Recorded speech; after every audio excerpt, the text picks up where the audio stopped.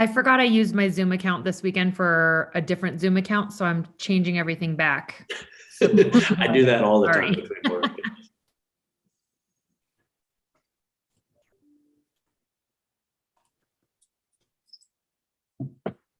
Okay, Mr. Chair, we are now live.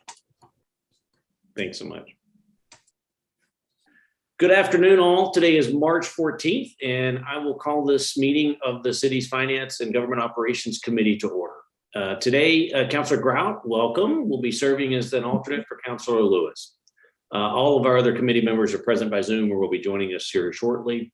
Today is still a remote or online meeting where all participants will be on a video or audio conference, and we appreciate your patience as our meetings are conducted this way. We hope that this will be one of the last ones this way, but we almost have it down 2 years in. Members of the public, our city staff, and the media all have the ability to view this meeting live through our YouTube and our Zoom webinar. The live stream can be accessed with most smartphones, tablets, or computers. And for those of you watching the live stream, we thank you for joining. Written comments were received for today's meeting. They've been shared with the city councilors ahead of this meeting. And members of the public have had the opportunity to address the committee if they have signed up for public comment for the rules published on our agenda and on the website last Friday. If you're watching on the YouTube live link, please mute or turn yourself off when you're called upon to speak. There's a little delay and you'll sound really funny. We will call for speakers when we get to the individual item that you signed up for. We'll review these public comment ground rules then as well, but as a reminder, all of our comments have to be addressed to committee members only. It's not an opportunity to debate other members of the public. Each participant has up to 2 minutes to present, though you're not required to use it. And if someone has said what you wanted to say, it's okay to say that too. We still count you, and any disruptive comment will result in removal from the Zoom meeting. There's a 2-minute time limit when you're called upon to speak, and our moderator, Mr. Moya, will let you know when your time is up. Counselors, if you weren't with me before, what we've usually done in the past is to take our LEDA projects off the top if the speakers are here, because we know they're joining us often from faraway places and doing some cool stuff in our city. And so, Councilor Bassan, I know both of those items are yours. If you see your guests, just give me a holler and we'll drop them in whenever you're ready. Because at the moment they're at the end of our agenda, but if we get to them, we'll take them early. Mr. Chair, I think Economic Development would have a much clearer idea, but I know Webb Johnson is in the meeting. I believe he's for the Pajarito project. Great. Is our economic development folks here? If we have Mr. Johnson, at least we'll maybe just have that presentation quickly. Yes, Mr. Chairman, I'm here. Thank you. We don't have Charles Ashley here quite yet. I don't know if we want to, or if you'd like me to proceed. If you want Charles, why don't we give him just a few minutes? We'll start with our first item, and then when we see Director Ashley join us, we'll jump in and get those out of the way. Absolutely. Because I think there's some other items today will take up a little time, and we don't want to delay all our out-of-town guests. Okay. So I'll get us started today with EC8. EC8 is the revenue and expense report for the first quarter of FY22. I'll move a receipt be noted. Do we have a second? Thank you, Councilor Bassan. Councilors, are any comments or questions for the administration?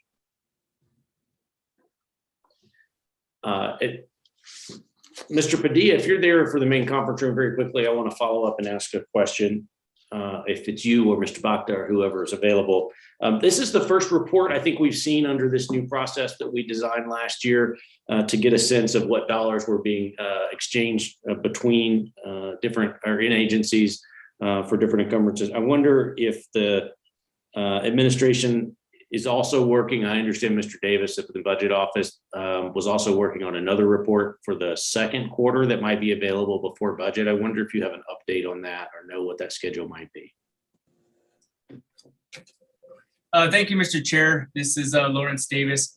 Hopefully you can hear me. Don't know where the speaker's at, but yes, you're exactly right. We're working on that for the second quarter, the cost savings analysis report. So we're actually working on that, and departments have until the 25th to get it to us. That way we can ensure we have that information for the second quarter projections.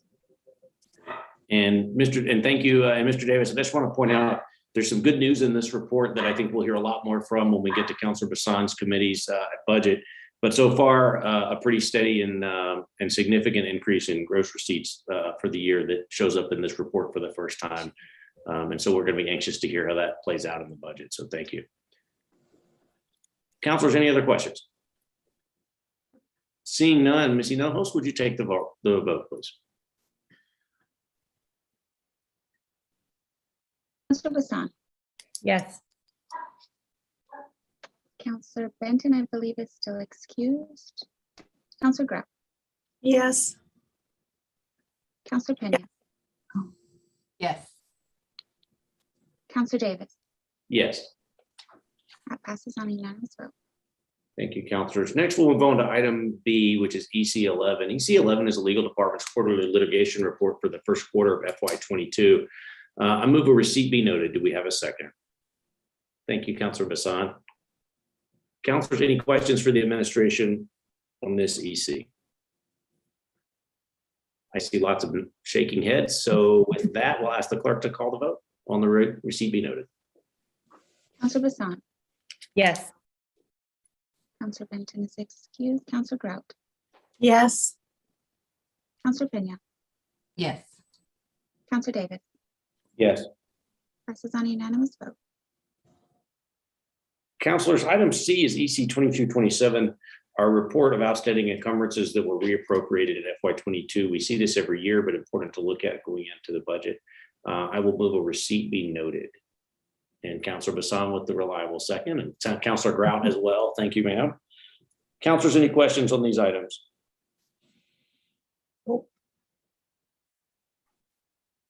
Looks like none.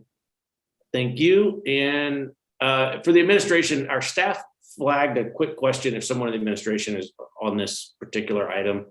It looks like Family and Community Services in both the affordable housing program and emergency shelter programs had underspent in the last fiscal year, but those were held over and were encumbered but not spent.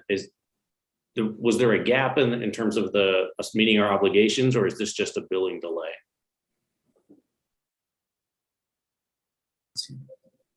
Chairman Davis, we have Carol Pierce that's on right now who can answer that. Director, and welcome, Councilor Benton. We appreciate you being here. Director, I don't know if you heard the question. Our staff had sort of flagged it. It looked, family communities encumbrances sort of stood out a little bit in those big areas. Sometimes that's a delay in contracting, but sometimes that's also meant that we just didn't get the contracts out in time. I wonder if you could tell us about that process. Yes, Councilor Davis and other councilors, thank you for that question. The roughly 2 million that's in there on emergency shelter, that is funding that's actually being used for our Wellness 2 motel. That's what we call it. And that's where we're housing families, since we are no longer housing families out at the west side. So that is something, an ongoing process that we plan on continuing to offer that service to families. On the housing dollars, a little over 3 million. These were one-time housing contracts that I know in the past we've talked about how this is at a minimum 12 months of housing, of supportive housing offered, which could go up to 18 months. And depending on when that contract starts with that family, it's never an exact 12 months to 12 months. So this is the carryover on those one-time contracts, all which have been executed. Thank you, Director. That's helpful, and it's good to know. And so, just to be clear, that doesn't mean that we didn't put the contracts out or didn't spend the money. It's just a matter of when the contracts come on time that there's no unspent money or not significant unspent monies in those categories. Is that correct? Councilor Davis, that's exactly correct. This is all in motion and all important projects moving forward. Yep. Thank you. Thank you. Councilors, other questions? Seeing none, we'll note that Councilor Benton has joined the meeting and ask the clerk to call the roll on the motion. Councilor Bassan, Yes. Councilor Benton, Yes. Councilor Grau, Yes. Councilor Pena, Yes. Councilor Davis. Yes. Passes 5-0. Thank you. Councilors, the next items D, E, and F are EC 28, 29, and 30. They all relate to different hangar lease agreements between the city and Eclipse Aerospace. So we'll get us started. I'll make a motion to move approval on EC 28. I'll ask for a second. I see Counselor Bassan and ask if counselors have questions on any of those three items, 28, 29, or 30 for the administration. Counselor Benton. Yeah, I have a quick question for the administration. Haven't heard much about Eclipse lately. What's going on with them that they're going to be using these hangars for? Councilor Benton, this is Peter Parati, the Acting Deputy Director at the Aviation Department. And Eclipse was bought out of bankruptcy about 2 years ago. And the purchaser of Eclipse fully paid all of their debts that they had owed to the Aviation Department at the time. So all of their rents are paid up. At the time they were bought out, they had about 30 employees. Now they have about 90 employees. And they're about to start aircraft production again. So this is very good news for Eclipse. And after they start production, they expect to double their employment there. Great, Mr. Chair. Thanks, Mr. Parati. That's it's good to hear. Good news indeed. Counselors, other questions on those three items for aviation? Seeing none, I'll ask Ms. Hinojos if you would call the roll on EC 28, and then we'll just make quick motions of 29 and 30. Counselor Bassan, Yes. Counselor Benton, Yes. Counselor Grout, Yes. Counselor Pena, Yes. Counselor Davis. Yes, Passes unanimously. thank you. Counselors, I'll make a motion to approve EC 29. Do we have a second? I said Counselor Grout. I saw yours on that one. She beat you to it. Seeing no discussion, Ms. Hinojos, would you please call the roll? Counselor Bassan, Yes. Counselor Benton, Yes. Counselor Grout, Yes. Counselor Pena, Yes. Counselor Davis. Yes, Passes unanimously. and let's do that again for EC 30. I'll make a motion to approve EC 30. Do I have a second? Counselor, now I'll take Counselor Benton this time. Thank you. Will the clerk call the vote? Mr. Chair, this is actually like highway repairs. Will the clerk call the roll, please? Counselor Bassan, Yes. Counselor Benton, Counselor Benton. Yes. Thank you. Counselor Grout, Yes. Counselor Pena, Yes. Counselor Davis. Yes. Passes unanimously.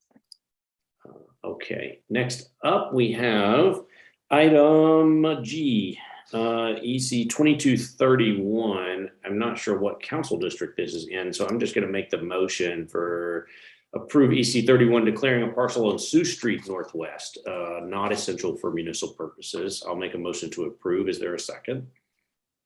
Counselor Bassan, thank you. Counselors, any questions for staff or administration? Seeing none, we'll close discussion and move on. Ms. Hinojos, EC 31.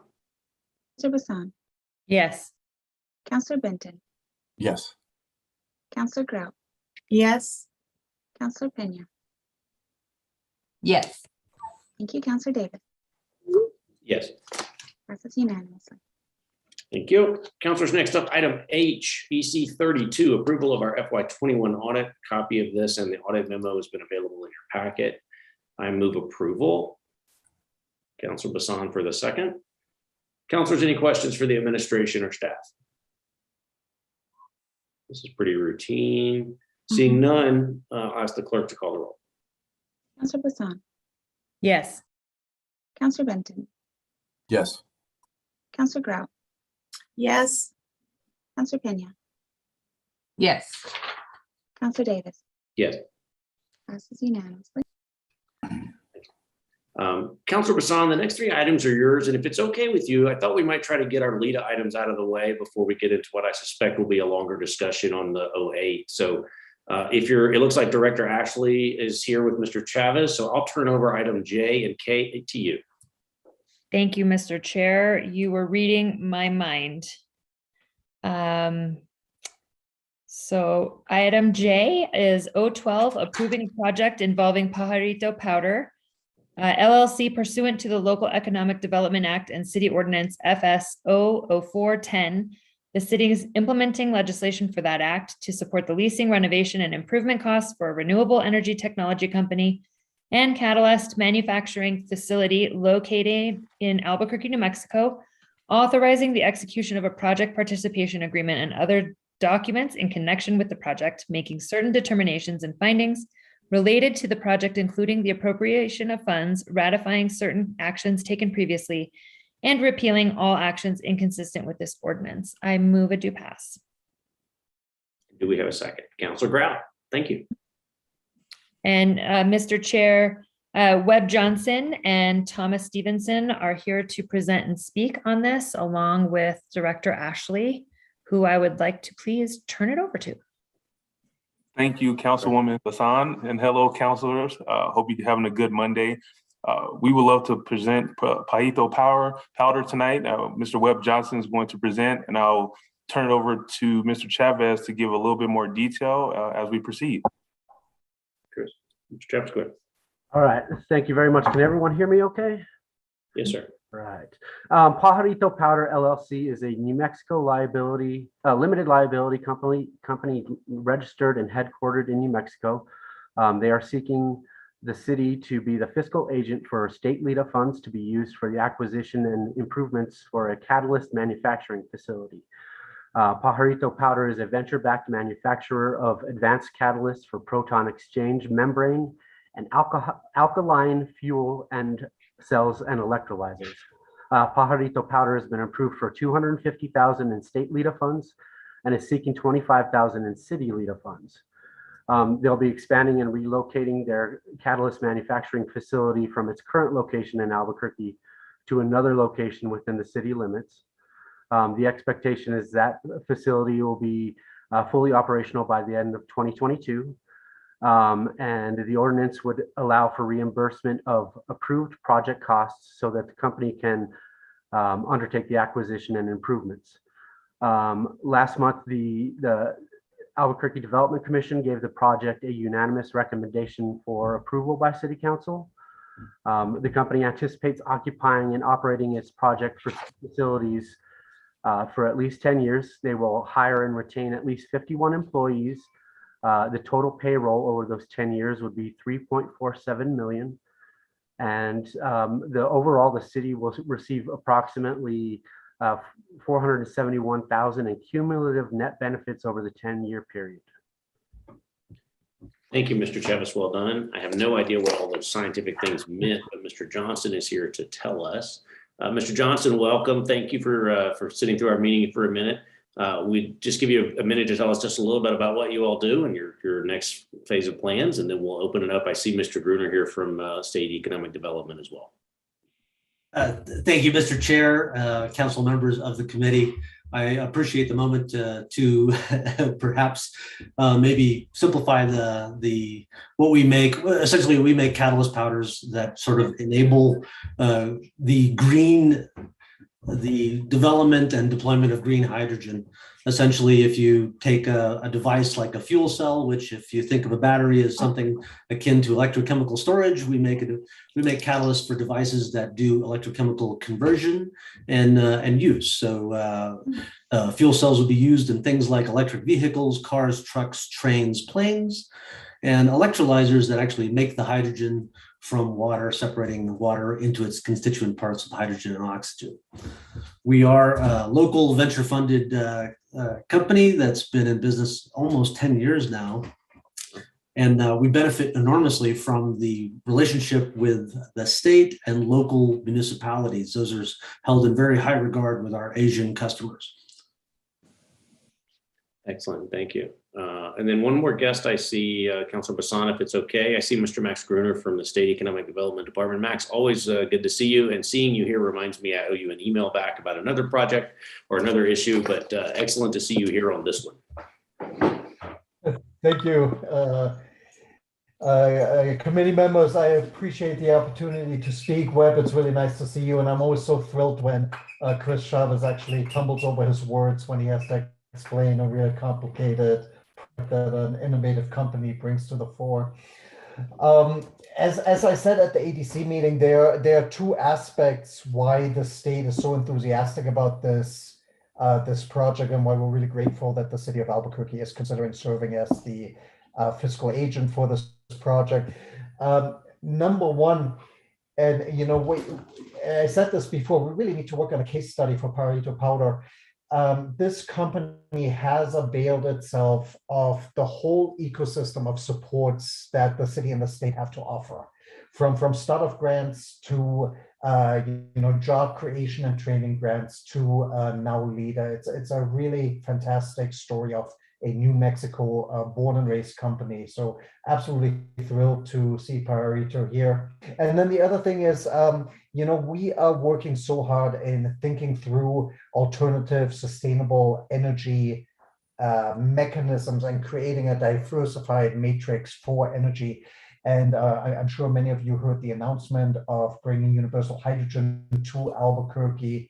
The hydrogen ecosystem that we can build in the state, and particularly in the city of Albuquerque, I think is absolutely incredible in terms of the kind of job creation that it's going to create for New Mexicans, and also, just doing the right thing and really thinking critically about how we use energy and how we're smart and intelligent about that. So with that, fully endorsed and very enthusiastic from the State Economic Development Department. And again, I really thank all of you for your consideration of supporting this project. Thank you.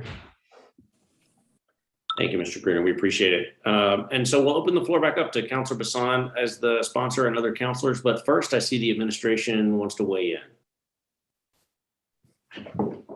Thank you, Councilor. We have actually Beth here from the Albuquerque area. Yes. Hi, I would just like to echo Mac's sentiments on this project. This is a company that perfectly aligns with our strategic initiatives to bring more renewable companies. It's economic based. They pay over $60,000 a year in average wages, and it's just an exemplary company. So you do have areas endorsement on this. Excellent. We thank you and appreciate it. Councilor Grau. Thank you. I wanted to know, where is this place located? Where is it going to be? Where's your Director Ashley or Mr. Johnson, anyone? Mr. Chairman and Councilwoman Grau, we are currently located in the Osuna and Jefferson corridor, and we are moving within Councilor Bassan, ostensibly moving within Councilor Bassan's district. However, that was not necessarily public information that was recently disclosed in the newspapers. So we're hoping that that remains the case as we hope to sign a lease in the very near term. Thank you. Thank you, Councilor. Councilors, other questions? Seeing none, Councilor Bassan to close. Thank you, Mr. Chair. I think that this is an exciting opportunity for Albuquerque. So with that, I urge your support. Thank you, Councilor. Will the clerk call the roll, please? Councilor Bassan, Yes. Councilor Benton, Yes. Councilor Grout, Yes. Councilor Pena, Yes. Councilor Davis. Yes. Passes unanimously. Thank you. Councilor Bassan, the administration has requested immediate action. Would you like to make that motion? I move immediate action. Thank you. And do we have a second? Second, or Councilor Grau will second for the purpose. Any discussion? Seeing none, Ms. Hinojos? Councilor Bassan, Yes. Councilor Benton, Yes. Councilor Grout, Yes. Councilor Pena, Yes. Councilor Davis. Yes. Passes unanimously. Thank you. Councilor Bassan, would you like to do that again for item K? I would. Thank you, Mr. Chair. O13 is approving a project involving Aspen and Autumn LLC pursuant to the Local Economic Development Act and City Ordinance FS 00410. The city is implementing legislation for that act to support the acquisition, construction, and improvement of a warehouse and office facility for the distribution of New Mexico-related foods and tourist items, which facility will be located in Albuquerque, New Mexico, authorizing the execution of a project participation agreement and other documents in connection with the project making certain determinations and findings relating to the project, including the appropriation of funds, ratifying certain actions taken previously, and repealing all actions inconsistent with this ordinance. I would like to move it to pass. And I'll second that for purposes of discussion. Director Ashley, you're back. Thank you, Chairman. Aspen and Autumn has been approved for $750,000 in LEADA funds and seeking $250,000 in city LEADA funds for this project. Mr. Chavez will detail the rest of the project, and Mr. Max Gruner is here to speak in favor of Aspen and Autumn. Thank you. All right. Mr. Chavez. Thank you, Mr. Chairman. Thank you, Councilor Bazan. Aspen and Autumn is a New Mexico limited liability company, legally registered and headquartered in New Mexico.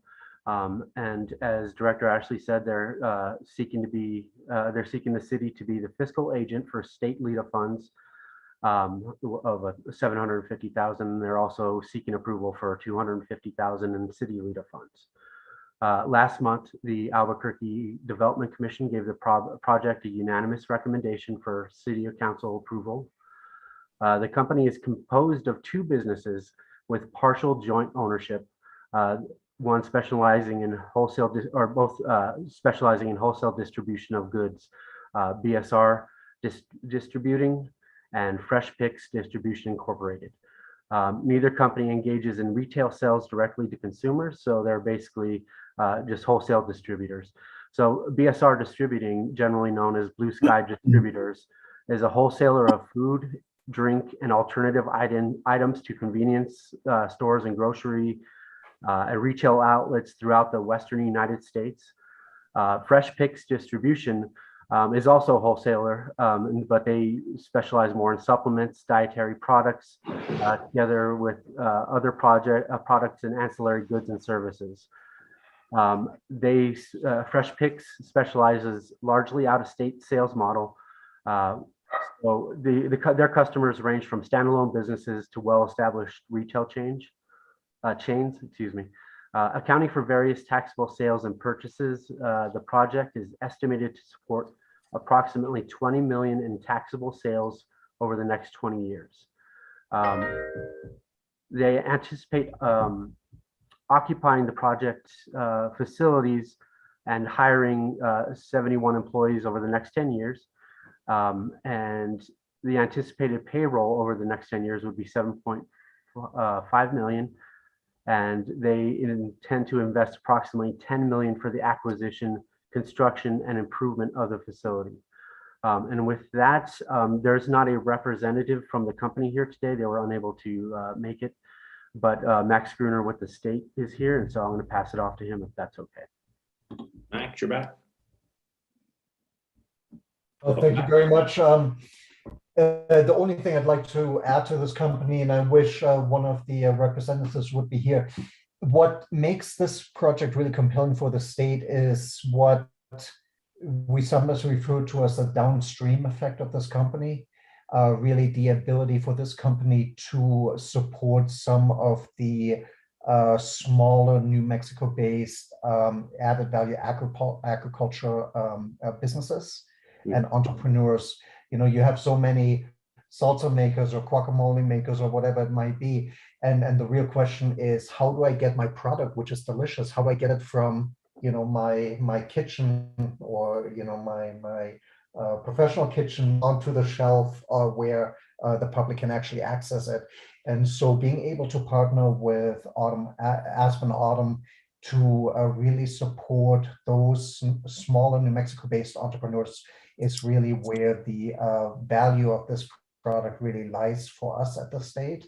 So again, I thank the city of Albuquerque for being willing to serve as a fiscal agent for this transaction. Thank you. Thank you, sir. And again, yeah, well said. And hopefully those folks can join us at our city council meeting next week. Councilor Bassan, back to you and the administration if they have anything additional. Excuse me. Thank you, Mr. Chair. I think that Mr. Gruner really nailed that one, because I was thinking the same thing, that who doesn't love New Mexican food, especially here in New Mexico, but it's always nice to have more accessibility with it. With that, I urge your support. Thank you, ma'am. Will the clerk call the roll, please? Counselor Bassan, Yes. Counselor Benton, Yes. Counselor Grout, Yes. Counselor Pena, Yes. Counselor Davis. Yes. Passes unanimously. Thank you, counselors, and thank you, Mr. Gruner, Mr. Travis, Mr. Ashley, and we will see you all in a few days. Oh, wait, we need an immediate action for this one as well, right? Counselor Bassan, I think, sure, that's what you were going to do. Thank you, Mr. Chair. I would like to move for immediate action. And I'll second that. Counselor Benton does as well. Seeing no discussion, Ms. Enos. Counselor Bassan, Yes. Counselor Benton, Yes. Counselor Grout, Yes. Counselor Pena, Yes. Counselor Davis. Yes, Passes unanimously.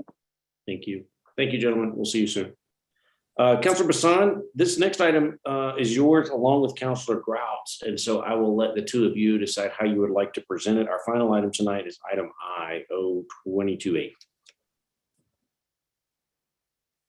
Thank you, Mr. Chair.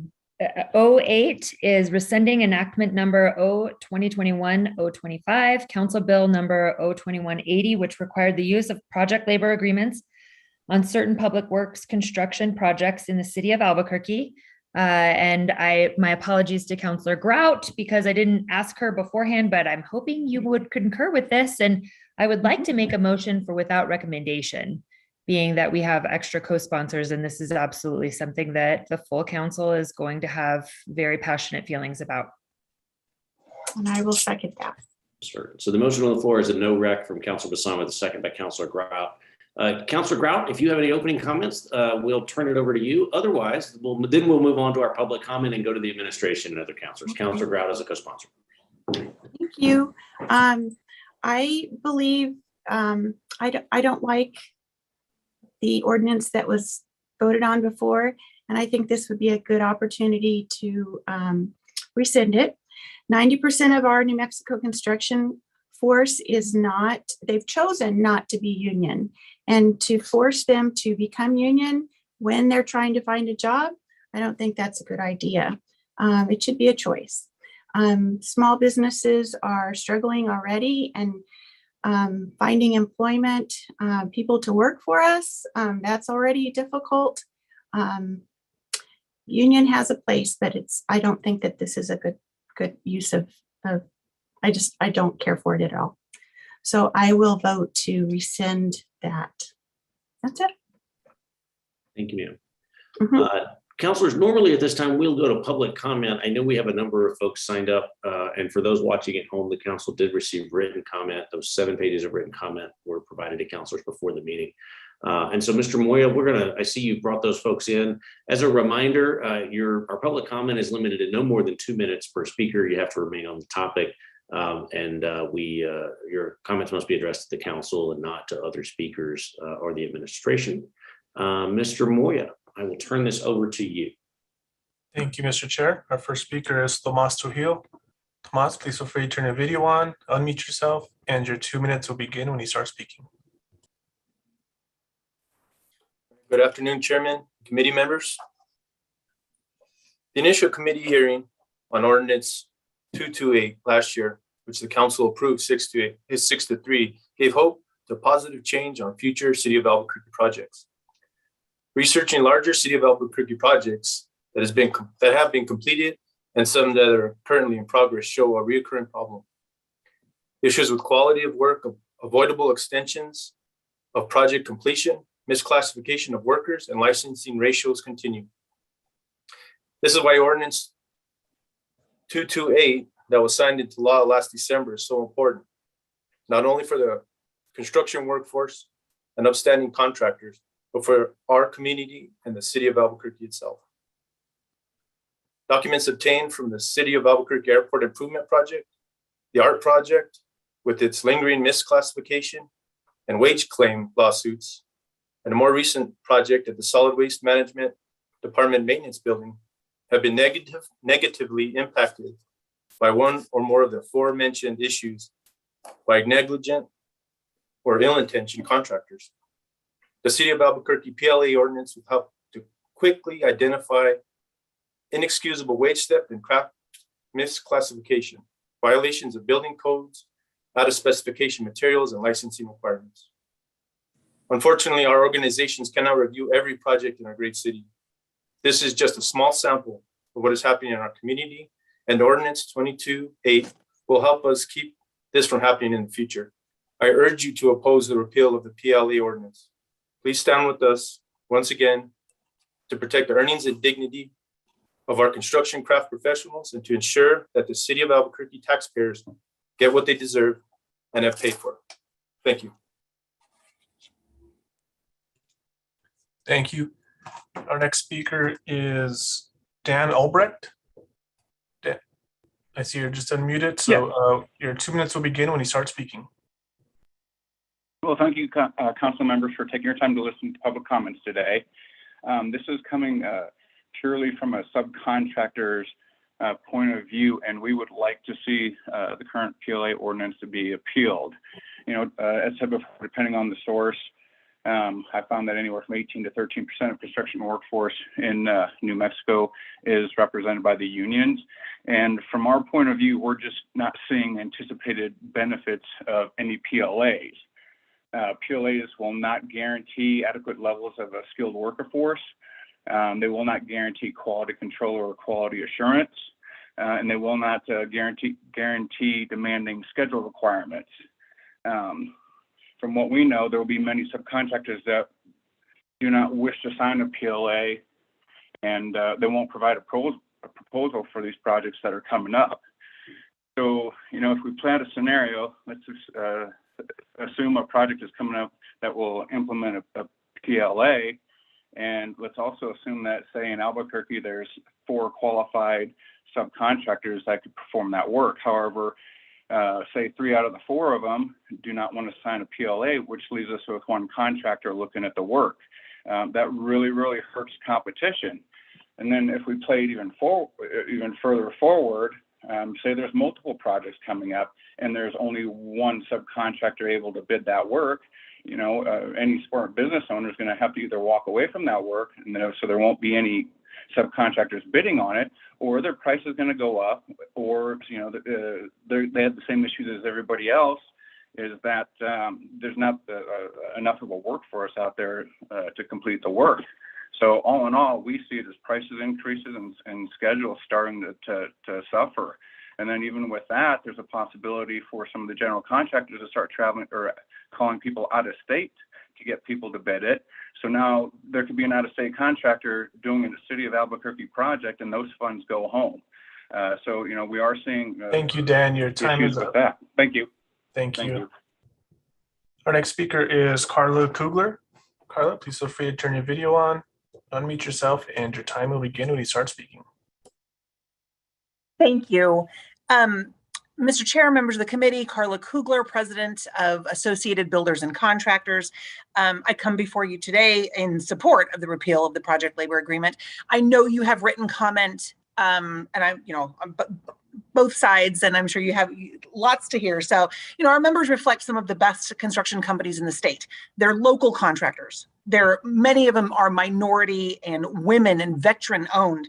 And this ordinance puts them at a disadvantage simply because they're not union, right? They choose not to sign a contract to put them under union control, and their employees don't want to sign a contract to put them under union control. And they don't want to have their wages garnished for benefits they may never see.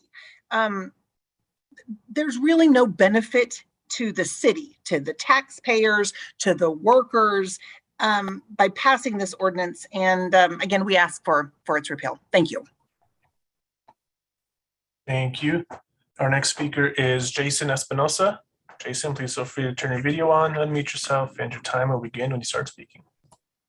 Mr. Chairman, members of the committee, Jason Espinosa. I'm here on behalf of the Mechanical Contractors Association of New Mexico, the Sheet Metal and Air Conditioning Contractors Association in New Mexico, as well as the New Mexico chapter of the National Electrical Contractors Association. And we do stand in opposition to the repeal of the PLA. A lot of what you've heard is really hypothetical in terms of potential negatives. You know, it's way too early to make a determination. My understanding is only 1 project's been put out and awarded under a PLA. It certainly is a premature piece of legislation based on the hypotheticals. So we do stand in opposition of the repeal of the PLA. Thank you, Mr. Chairman. Thank you. Our next speaker is Brian Condit. Brian, please feel free to turn your video on, unmute yourself, and your time will begin when you start speaking. Councilors, Brian Condit here. Thank you for having me today. I also rise to speak in opposition to the repeal of the Project Labor Agreement Ordinance. Some of the facts that have been verbalized today are just patently false. 90% of the workforce open shop in Albuquerque or even in New Mexico is just plain wrong. Interestingly enough, if 90% of the work is being performed open shop, the open shop only represents about 30% of the apprenticeship opportunities we provide. Our adamance on advancing a project labor agreement will protect the city of Albuquerque and our workforce from wage theft, licensure and code violations, and will give an immediate avenue and address to any of those things that are occurring as they go on. As far as wage theft cases, they're difficult. And in this day and time, to have anybody either misclassify or underpay a worker is not only hypocritical, but it should be severely addressed. We have cases that are going back 8 years. That's how long it takes to recover. We have current projects today that the same things are happening since we passed this ordinance in December. Over and over and over again, it's a cat and mouse game.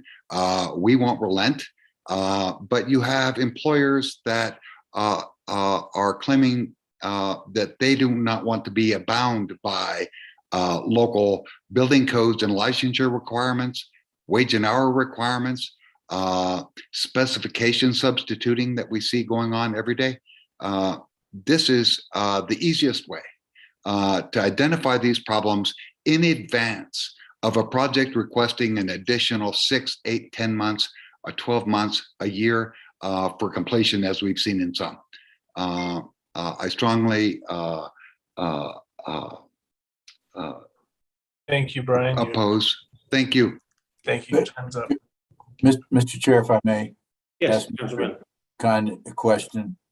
So did I hear you correctly that the number of apprenticeships offered by these non-union shops or general contractors, I suppose, are it sounds like under union contracts and opportunities for young people to move forward into a great career.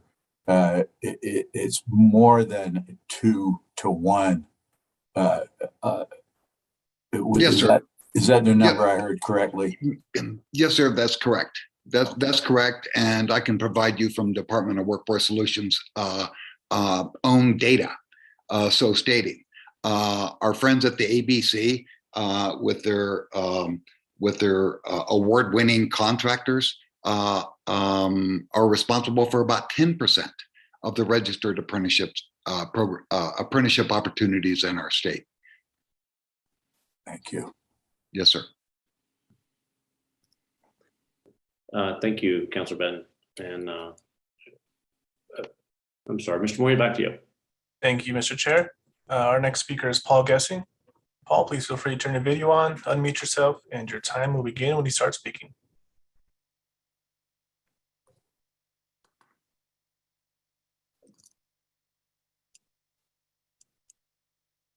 Oh, you are mute. There you go. Okay, there we go. Crash, Paul. Good afternoon, members of the committee. Mr. Chairman, my name is Paul Gessing. I represent the Rio Grande Foundation. We're a public policy think tank based in New Mexico, and we support repeal of the project labor agreement law because we deserve the best roads, the most affordable roads and infrastructure that we can buy in the city of Albuquerque. These laws, project labor agreements, increase the price of those public works projects unnecessarily, and repealing this law will lead hopefully to lower construction costs because all this law is a union giveaway. That's why the unions come out in droves and support it, because it pads their bottom line and supports their members. So we deserve the best and least expensive public works projects that the taxpayer can buy. For that reason, we support repeal. Thank you. Thank you. Our next speaker is Courtney Eichhorst. Courtney, please feel free to turn your video on, and your time will begin when you start speaking. Okay. Good evening, Chairman and council members. I appreciate the opportunity to speak in front of you tonight. I'm here to speak in opposition of the repeal of the PLA ordinance. Since this has been passed, we've had a lot of contractors come forward and say, this is great. This is one of the best things we've done lately. It puts everything in black and white and it makes things standardized. Some of the new council folks, if you guys don't understand, we have been training plumbers and pipe fitters in the city of Albuquerque for over 100 years. We've done a great job, and we just purchased an additional 14,000 square feet in San Pedro and Zuni, guys. That's international district. Obviously, we know what's going on in the state. Construction continues to boom. Wages continue to boom across the state. The PLA is not going to give us less projects. It's not going to make the projects more expensive. Labor is at a premium right now. If Intel didn't need thousands of people, they wouldn't be paying a premium. If Los Alamos National Labs didn't need hundreds of people today, they wouldn't be paying a premium. So whoever's thinking that wages should be lowered in the state, that's the craziest thing I've heard. Our main goal is to take care of our members and our people who live in Albuquerque, make sure that they have a livable wage, that their benefits are taken care of. We want to make sure that their health care is there and their pension is there. That's our main goal, guys. So to repeal the PLA ordinance doesn't make any sense. Everybody knows the amount of work coming up in the city of Albuquerque and across the state. So if the city wants to suffer and not have enough people to man the jobs, I get that. But we don't want to see that happen. I'm proud that we've been in the city for more than 100 years. And with that, guys, I know we're all in a crunch for time, so thank you very much. Actually, Mr. Eichhorst, if I may, I want to follow up and ask a quick question. Yes, sir. Of course, thanks as always for reminding everybody of the investment from the UA in the international district, and more things I know are coming. And congratulations! Not only do you all train New Mexico plumbers and pipe fitters and trades members, but you export a whole lot of them to places all over the country who bring those good wages right back to New Mexico, Albuquerque, and a lot of them right back to the international district and southwest parts of town and west side where they live. But Mr. Eichhorst, remind me, because it's been a little bit since we had this conversation last year. Tell me what happens to a tradesperson on a job if they're injured without a PLA. As I understand it, there's no guarantee that they have health care. There's no guarantee that all of those expenses are covered. There's no guarantee their family has an income. Those are some of the issues that this would prevent. Is that correct? That's absolutely correct. Yeah. We've heard it said that who would want to have some kind of health insurance, or who would want to have some kind of retirement benefits? They want all the cash on their paycheck right now. The good thing we do through a PLA process or through our collective bargaining processes, we make sure those folks are taken care of. They have health care, they have retirement. We make sure that their kids, their families are taken care of. In this PLA process, make sure that the health care is there. Make sure that there's some kind of retirement. Guys, we don't want more and more people living off the government dollars. So what this does is it helps us to ensure these individuals, these men and women working on these projects, have the health care that they need, that their family needs, and they have the benefits going forward that we should all have. And Mr. Eichhorst, if I could follow that and say, would you clarify for me, and if I'm wrong, as always, put me back in my place a little bit, but as I understood, this legislation doesn't require anyone to join a union. As I understand, this simply says that if a contractor wants to work on a public funded job from the city of Albuquerque, that's over $10 million, by the way, very few of those come around in the city of Albuquerque very often, that the contractor would have to provide benefits equal to those established in the PLA, such as those healthcare benefits, taking care of retirement, ensuring that there aren't work stoppages to stop the project from rolling, for example, all of those types of things. Is that correct? Am I correct in understanding that someone doesn't have to join a union in order to work a job? They simply have to have a subcontractor or a contractor who has an agreement in place to meet those minimum standards to pay their workers a fair wage. Mr. Chairman, council members, that is absolutely correct. The one thing we need to think about is how many jobs go through the city of Albuquerque in excess of $10 million a year? 2, 3? I mean, it's not that many. Most of the contracts that come out of the city of Albuquerque are minimal. They're 60,000, 100,000. They're nice. Most of our subcontractors love it. I currently work with over 40 contractors in the city of Albuquerque.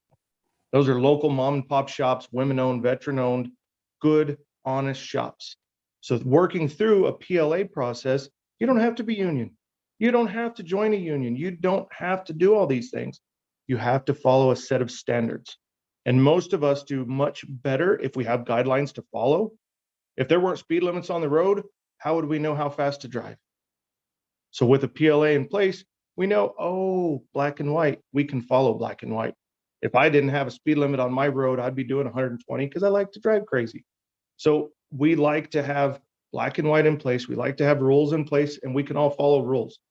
That's the easiest thing. If it's in black and white, we know what we need to do, where everybody gets the same health coverage, everybody gets the same amount of money towards their retirement plan. That's a pretty easy way to go through a project. Thank you, sir. Thank you. Councilor Ben. Thank you, Mr. Chair. Mr. Eichhorst, Mr. Conduit referred to this as well, and that's keeping our skilled people here and the strength of the labor market right now. I mean, the difficulty of the labor market right now for getting projects done is a factor. And so I'm hearing you kind of say that I'm from a different angle, that same thing. Can you speak a little bit more to the actual quality control on a public project where it's taxpayer dollars and the taxpayers deserve best quality control, and we should be building things and making things that are going to last and give value to the city over years of time? Could you speak to that? Absolutely, Chairman. Council members, thank you for that question. The way I understand it, I'm going to answer it in two parts. One, we all do a great job training. The one thing that's been mentioned tonight is apprenticeship training. Right now, local 412 plumbers and pipe fitters, we have over 300 apprentices. So how can we not train 300 young men and women how to do the job correctly? They have capstones that they have to achieve every 6 months in their apprenticeship program. They have to go through a certain process to obtain their licenses, and OSHA 10, OSHA 30, first aid, CPR, all the basics. They're safety, guys. We want to make sure they go home to their families, to their spouses, to their kids safely. So training is a must. But the one thing we do differently, which is going to address your second question, we train over 2,000 journey persons here in the state also. So the men and women who know how to weld, who know how to put together pipe, who know how to do the plumbing that keeps you from getting sick, that keeps, I hate to put it this way, there's a cross-contamination that can happen with domestic water and sanitary sewer. We train those people all day, every day to make sure they do their jobs correctly. But these same people that we train, they're in high demand right now in Phoenix. Phoenix is, gosh dang, they've got so much construction coming up that we're doing everything we can to keep them in Albuquerque. And for us to know we have more projects coming up, they'll stay in Albuquerque. Ohio has just announced the gigantic Intel plant and a new submarine facility out there. Our trained men and women that are really well trained and are really qualified, they need a reason to stay in Albuquerque, guys. And if we have a PLA ordinance in place where we know any large project, not small projects, and we do most of the small projects anyways, my contractors have the majority of the small ones, but any large project in town is going to go under a PLA. So at least we know the wages and benefits are going to be good. Doesn't have to be a union contractor, but it's going to be good wages and benefits. So we can keep these individuals in town. I hope that answered your question, sir. Thank you. Yes, thank you, Mr. Chair. Thank you. Our next speaker will be Jeffrey Still. Jeffrey, please feel free to turn your video on, unmute yourself, and your time will begin when you start speaking. Hi, good evening. Thank you for the opportunity, counselors. Appreciate it. Iron Workers Local 495 is in opposition of repealing the ordinance. We feel that the price of the Davis-Bacon prevailing wage jobs is going to be what it is, whether it's open shop or not. It's so very similar that the cost of the project is going to be the same. The one area that really concerns me is that the wage theft for New Mexico workers that goes on. They get misclassified, they get paid the lowest wage possible, and sometimes these contractors get caught, sometimes they don't. More often than not, I believe that they are getting away with it. So it's the actual workforce that's not benefit from this PLA, and these PLAs would just make it fair for every New Mexico working person that's working on a project in the city of Albuquerque. So we're in strong opposition of repealing it. And thank you for your time. Thank you. Our last speaker will be Jim Garcia. Jim, please feel free to turn your video on, unmute yourself, and your time will begin when you start speaking. Thank you, Mr. Chair, members of the committee. I appreciate you taking the time to let me weigh in on this. My name is Jim Garcia. I'm the Executive Director of the Associated Contractors of New Mexico, the Heavy Highway Division. We are in favor of the repeal of the PLA for a number of reasons. First of all, we know that PL agreements consistently raise the prices of projects anywhere from 14 to 18% across the board. We believe that Albuquerque contractors will be discouraged from even bidding on the contract work, and we need Albuquerque workers. We just spent a great deal of time with the state legislature on carving out how we were putting up the lettings and the projects for the state of New Mexico, so we could keep them between the $5 and the $100 million range, so that we could keep the work in New Mexico. And we know with this PLA in place that it's going to be onerous to many of the contractors, in fact, most of the heavy highway. The opposition would have you believing that we do not pay correct wages for these type of crafts, and we do. We're very competitive in the market. We really have to be just to stay in the game. But we believe this is very onerous to our industry, and we are in favor of repealing the ordinance. Thank you for your time. Thank you. Mr. Chair, that'll conclude public comments. Thank you, Mr. Moya, and thank you to our speakers. I appreciate your time and attention. Mr. Moya is going to move our speakers back out of the presentation room or the panelist room, and we will turn this over to counselors and the administration. So we'll get started. Back to the sponsors if they want to make their opening statement or ask questions of the administration, and then we'll go to others. Mr. Chair, I'm willing to wait and hear from others first. Thank you. I know I have a couple of things I wanted to ask and point out, but other counselors before the chair. Go ahead, Councilman. Mr. Chair, I'm a little slow on the draw day today. Just a lot of foggy from travel. Is this, I wondered if we could get, this makes me think, to have the administration give us a rundown on the projects that are on tap, the type of projects that are on tap. Mr. Gessing talks a lot about roads. I mean, I don't know. I'd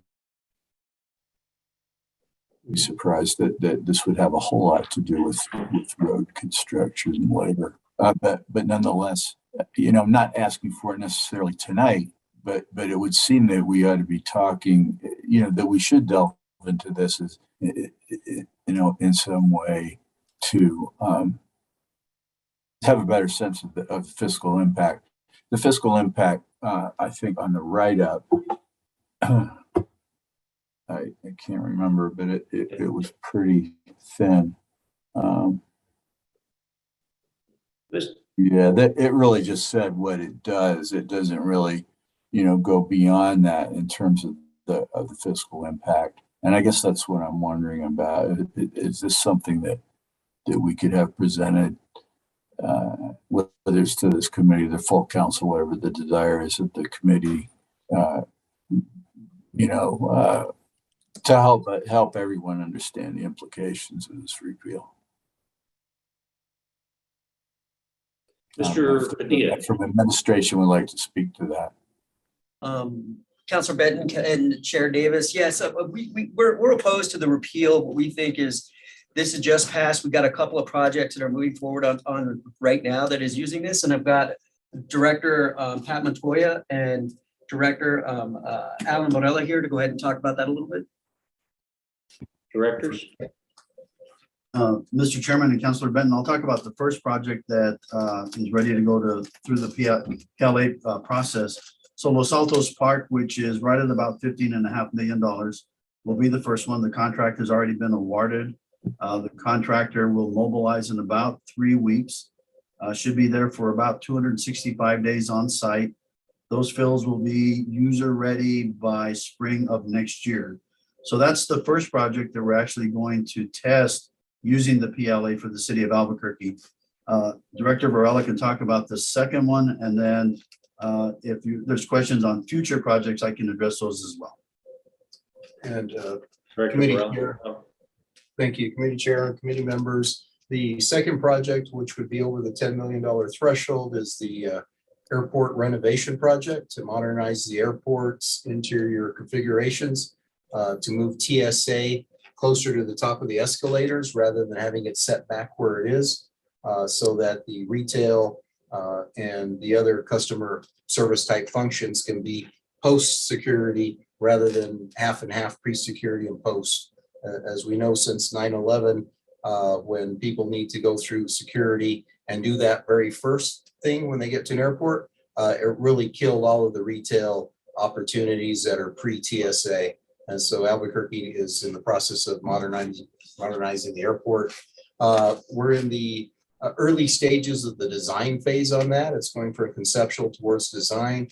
And that is our first large CMAR project under this administration.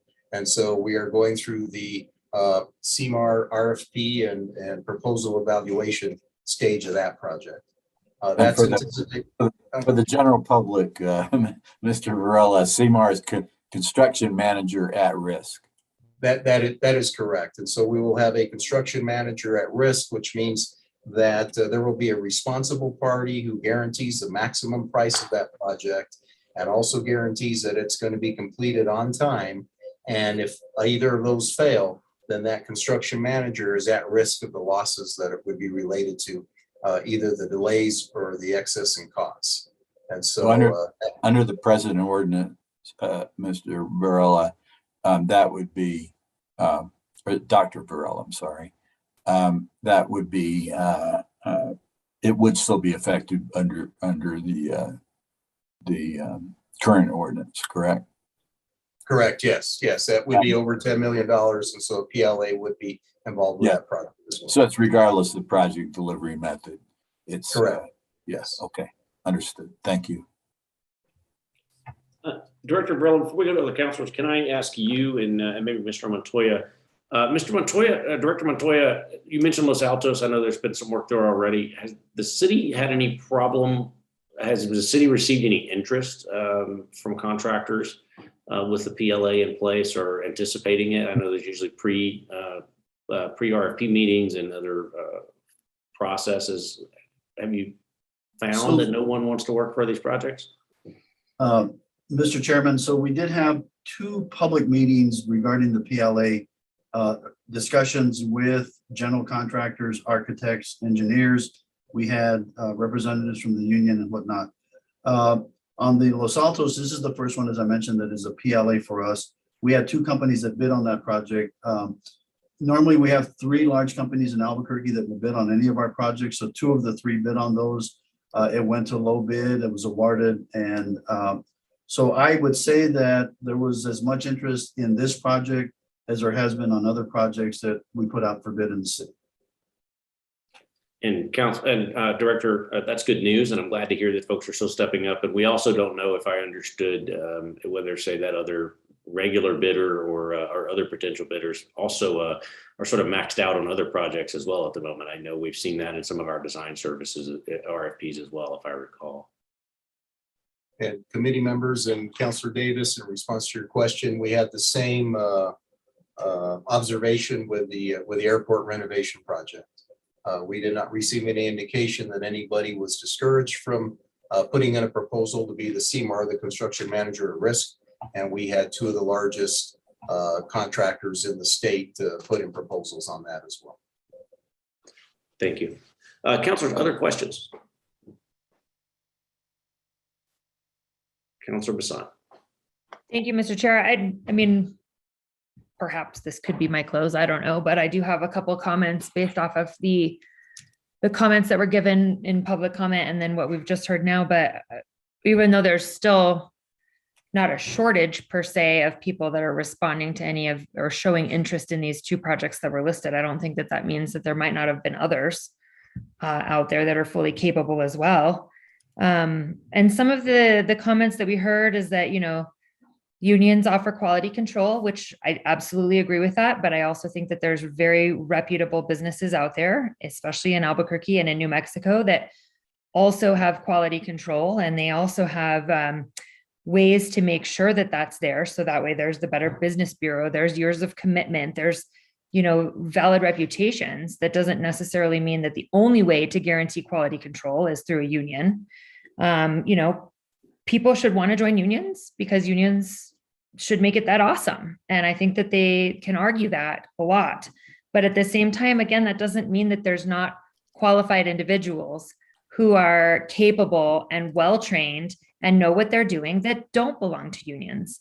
I think that businesses offer really good wages. They offer good incentives. They offer retirement when they're a good business, regardless of if they belong to a union or not. And I think that I would absolutely love any kind of fiscal impact or evaluation on whether or not the couple of projects that we have are going to, you know, how they were impacted and how great it is that we're utilizing the PLA right now. But how do we know what we would be missing out on if we didn't have a different comparison either? So I think that even though there's currently examples being offered, I see it as very difficult to digest saying that means that we are guaranteed a better deal. And there were a couple people that applied. Maybe we would have gotten more applications.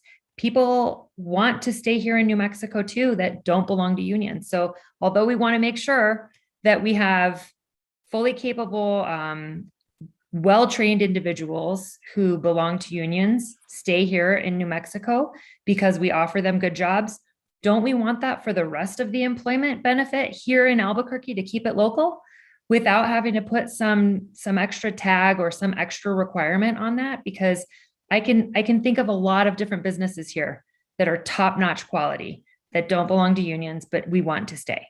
So I really hope that we can go ahead and pass this without recommendation, because I'm pretty sure we all agree that we're going to disagree on a lot of this anyway. But I do think that it seems to be a common theme that I'm arguing lately, but at the same time, with one way that we can argue the benefits of unions, I feel like we could almost argue and talk about the benefits of non-unions when we're making sure that we talk about the businesses that are coming to us and talking about this and asking us to repeal this ordinance so that they can have a chance to. So I don't know if Councilor Grout has more to say to that, but I would urge your support on a vote for no recommendation. Without recommendation, not no recommendation. I think all of you should recommend it, but without recommendation. You know, thank you, Councilor Bassan. I'll come back to you if you want to make a different close. I just want to say, like, I disagree, obviously, and I think we were going to have these types of discussions for a little while on some of these issues. But I see a value in it, and I want to be sure that if we're building public projects, that we do so by paying a fair wage when those dollars stay here. I heard someone mention a minute ago, I think it was Mr. Guessing, I think Paul said something about he wanted to be sure that we get the lowest price for our public projects. But I'm tired of riding on potholes to Santa Fe, and I really wish that when we build a road, it would last a little longer. And some of that has to do with lowest bidder and getting the best quality. And I want to be sure that we're setting that example and that standard. And I think that's important. And so where I sit, I think that's important. But that said, I'm also a little bit troubled that we are using two kind of different set of expectations or facts or outcomes. And I think we ought to, if we went through a lot of work. We went through a lot of detail, as Councilor Benton sort of pointed out the first time around we passed this with the last council on how much this would cost on projects, the real impact, and the economy's changed. Dollars have changed, wages have changed, and the city's budgets have changed. I'd like to see us have better data before we make a final decision to repeal this big ordinance. And so I'd like to make a motion that we defer this item for 60 days in order to work with the administration to get better information on the actual cost of the repeal when it comes to city projects that are in the pipeline and the real cost of labor and construction in the current market. And so if there's a second, I'd like to make a motion for a deferral in committee.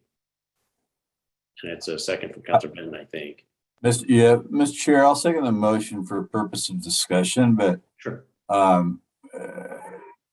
I guess the administration's stated their opposition. I mean, this is a big debate and has been and will always be a big debate. I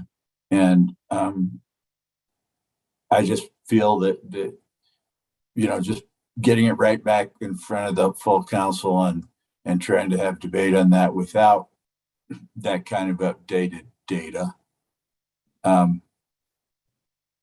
we could easily miss some aspect of it. I mean, I do agree, Mr. Chair. I mean, that with the general concept too, that, a rising tide lifts all boats. This is not going to, something like this ordinance, which we've yet to see it pan out, but something like it can raise expectations of everyone to, again, we're talking about the competitiveness of the labor market. Well, if you want to keep good workers, whether they're union or not, you want to raise that bar a little bit with regard to healthcare and sick leave and things of that sort that are going to be more prevalent with I believe, with the union shop. But so we were given a couple of examples. I guess I'd want to hear what the administration, if they would rather just go forward, or if there's not the bandwidth to prepare that type of report. I'd be open to what they're saying about it. There we go. Mr. Padilla and team. Any thoughts on a deferral for more data, or whether the administration would prefer to proceed? Councilor Chairman Davis and the members of the committee, what data exactly are you going to be requesting? I mean, I don't know what we would need, or just exactly what you. I think we could work on that a little bit, Mr. Padilla, and I appreciate you asking. And I was thinking out loud a little bit that maybe our city economist could give us a better update on sort of the wage cost and wage cost increases or decreases, which I think are up, as well as the project cost increases in the construction sector, so that we can decide what type of impact the PLA might be having on city projects, and whether a repeal or whether PLA projects have been more or less successful, say in the county or in the state where other similar rules apply. Yeah, I think go with Member Chair Davis and members of the committee, I mean, it's the will of the council or this committee what they would like to do. If they'd like to defer and we can get the information, we can do that. But I think that the information that was provided today is probably enough information for council to make a decision. But once again, that's up to the committee.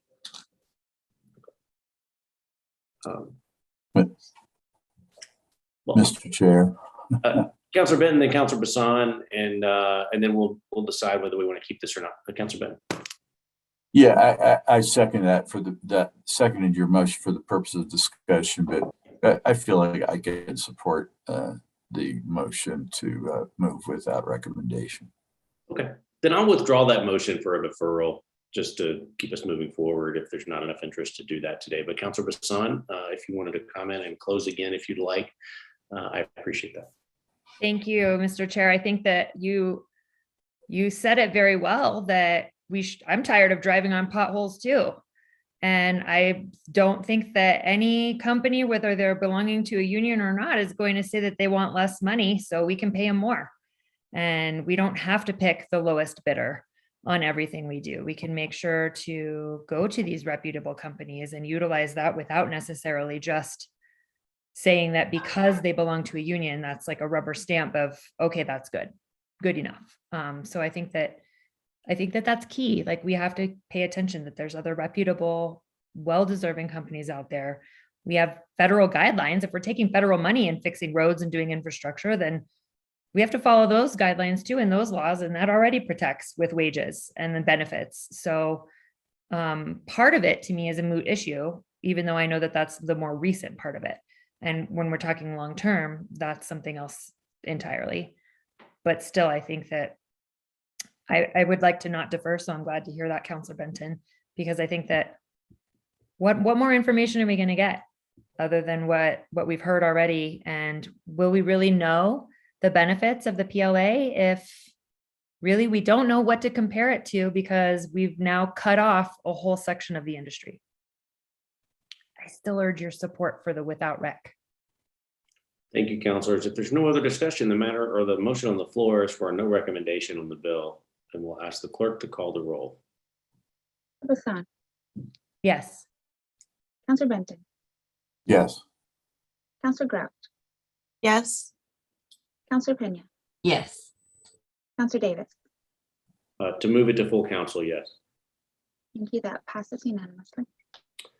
Thank you. And Ms. Hinojos, am I right? I know I bounced us around, but I think that concludes our business today. Did I miss anything? Nope, you're right. Great. Thank you, councilors. It's been a pleasure. Thank you to all our guests today, and we look forward to seeing you next week in person, I think.